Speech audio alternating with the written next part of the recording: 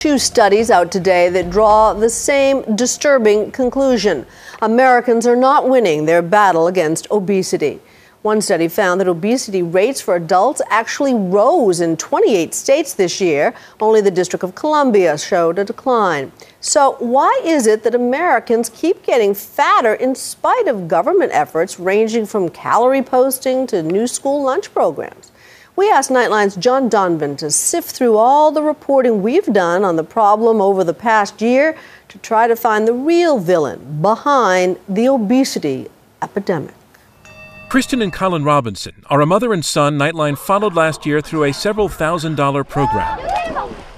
A 2-week-long weight loss camp which basically retaught them how to move and how to eat. Today's lunch list for me was veggie burger, baked beans, and 4 ounces of gold leek soup. Americans spend a lot of money trying to lose weight and a lot of time talking about it. We're spending $150 billion a year treating obesity-related illnesses, so we know this is a problem and there's a lot at stake. But not even her exhortation seemed to be getting through, because this new study published today in the Journal of Adolescent Youth looked at more than 6,000 middle school children across the nation and found that nearly 7% are not obese, but severely obese, in the 99th percentile for weight, which means the problem is worse than believed.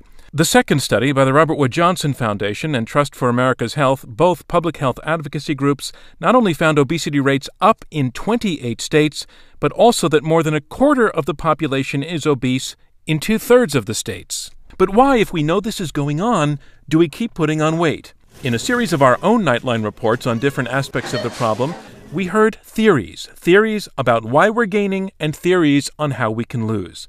First, theories about what's in it, what's in the food we eat.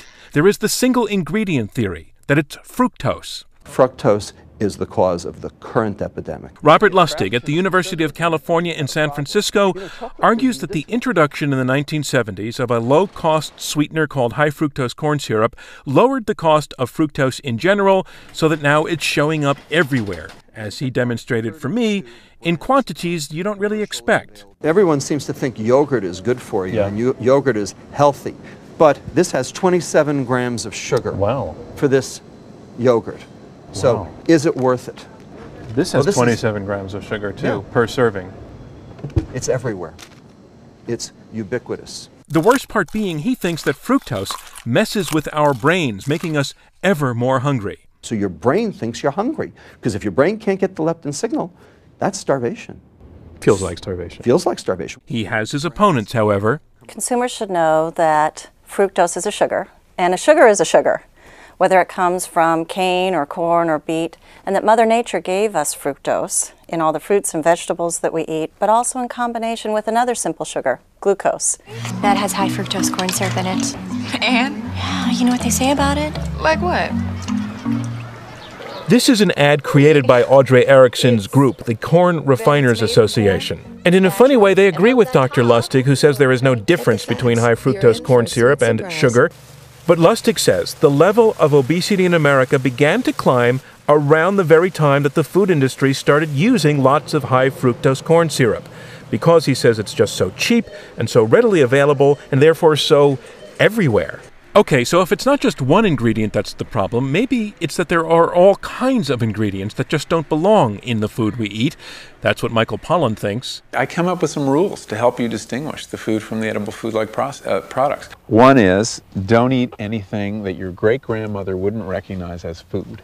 You know, if she picked up a box of Go-Gurt portable yogurt tubes, would she recognize this? I don't think she would.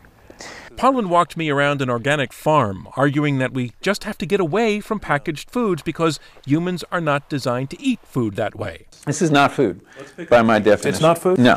If you look at processed food, the 3 buttons that are consistently pushed by the food scientists are sweet, fat, and salt. Our bodies are not well adapted to the food environment we're in. There's a disconnect now between what we evolved to like and what's now available to us. Whole grain guaranteed. I mean, Quaker produces oats, right? Then there is another category, how they sell it. the food we eat. New York Times food writer Mark Bittman took issue with the green check mark, a symbol introduced by several food makers last year to indicate that these items were smart choices for people who wanted to start eating better. Fruit Loops, of course, has no fruit in it, just to set the record straight. I mean, it has more sugar per serving than many cookies. When sugar is 40% by weight of the product, what is the product? The product is dessert. It's not breakfast cereal, it's dessert. But there's actually added vitamin A and vitamin C and fiber. But you can put vitamins and minerals in garbage and it'll meet the nutritional requirements as long as the garbage is low in fat, basically. Again, there was another point of view. We believe the Smart Choices logo can move people, I'll call it up the ladder, away from high-fat foods, foods with high sugar content, foods with high cholesterol in them. I think we can move people by gradually saying, you know, this is a smarter choice than you've been taking before. But it was not long after this broadcast that the green checkmark program was dropped. Then there's a whole set of theories built on how we eat it, which several of our reports found is mostly without thinking. You hungry? Yeah. Like the family in Republic, Missouri, who volunteered to let us watch them eat for a day, where the discovery they made upon being watched was they didn't have any idea how many calories they were taking in. I could drink a 2 liter a day. So 2 liters a day of Mountain Dew is how many calories, do you know? No idea. I never had to think about it. And the family in West Virginia, where there are 11 brothers and sisters and everyone has diabetes, and they know the smart way to eat, they just don't seem willing to stick to it.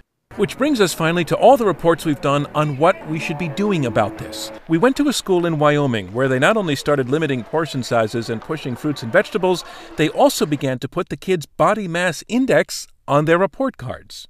We visited Albert Lea, Minnesota, that was trying out several ideas proposed by Dan Buettner, who has studied how healthier communities around the world do it. The local restaurant changed its menu. The kids started going to school this way, the walking school bus, they call it, instead of the real one. Here's your breakfasts. We profiled British chef Jamie Oliver and his TV series, devoted to getting Huntington, West Virginia, to lose weight. I need you to know that this is going to kill your children early. Yeah, we're talking about 10, 13, 14 years off their life. And back to that family in Republic. So let's see how many 3/4 cup servings are in this bowl. We got them in touch with a nutritionist who taught them a lot they didn't know before about portion control. Oh no. Results? Well, we do know this, that in Republic at least, the mom has lost 18 pounds and her husband 36, which shows it can be done, but you have to try. And maybe there just isn't enough of that going on. I'm John Donvan for Nightline in Washington.